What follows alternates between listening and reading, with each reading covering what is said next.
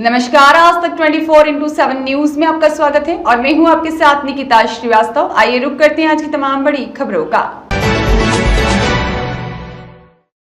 भारतीय किसान यूनियन मंच के प्रदेश उपाध्यक्ष अशोक गुर्जर और किसान नेता कमल आर्य ने नागदा जावरा में हो रही किसान आंदोलन के बारे में बताया कि आखिर क्यों किसान सड़कों पर उतरने को तैयार हैं। जावरा उज्जैन ग्रीनफील्ड रोड का डेमो बनाकर समझाया कि इस कारण किसान आक्रोशित हो रहे हैं। इस आंदोलन में किसान नेता अशोक गुर्जर को और कई किसानों को जेल भी हुई है। जेल के बाहर आते ही अशोक गुर्जर ने बताया, हमें चाहे कितनी बार जेल हो जाए, हम इस लड़ाई को जारी रखेंगे। अगर हमारी मांगे पूरी नहीं हुई तो मध्य प्रदेश में उग्र आंदोलन की चेतावनी देते हैं। चाहते हैं कि भगत सिंह जो है वो तो 23 साल की उम्र में शहीद हो गए, तो हम नौजवान किसानों के हित में लड़ेंगे और लड़ते रहेंगे। हम वैसे भी भगत सिंह से 2 साल ज्यादा जी लिया हूं, अगर जेल तो क्या गोलियां भी चला देंगे तो हम तो तैयार हैं। किसान जय जवान जय किसान। किसान भाइयों नमस्कार।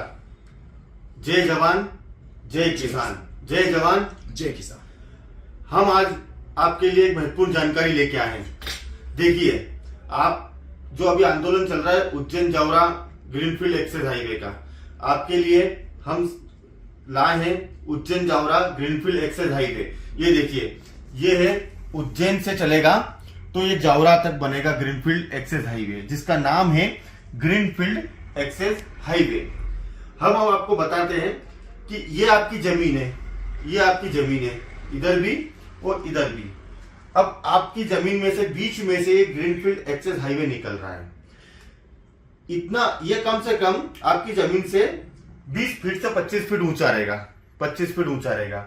पहली बात तो आपको मुआवजा बाजार मूल्य के आधार पर नहीं मिल रहा है।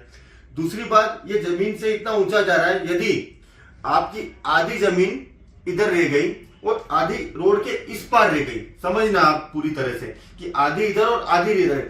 अब आपको आपकी जमीन, आपको इधर से अगर इधर आना है तो आपको कम से कम 5 या 10 किलोमीटर घूम के अगर कहीं ये एक्सेस देते हैं तो यूं हो के फिर जमीन पे आपको आना पड़ेगा। किसानों का यहाँ पहला कि मरण ही हो चुका है कि वो अपनी जमीन पे जाने के लिए 5-5 किलोमीटर घूम के जाएगा।